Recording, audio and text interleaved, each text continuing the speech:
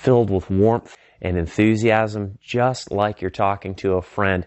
Now, this is the part where we want to talk about tone. There's a lot of folks that train sales that talk about infusing energy into your voice.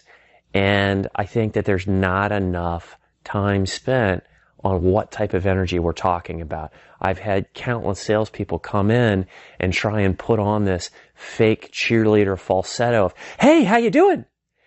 And that's crazy energy. That's insincere. That's not what you're looking for. So let's talk about the type of energy that you want when you say hey, or when you say hi, or when you say hello, or when you say good morning. Whatever your greeting is that you feel is going to be best received. All right. You need warmth. And you need something that's going to generate curiosity. And there's a specific tone for that.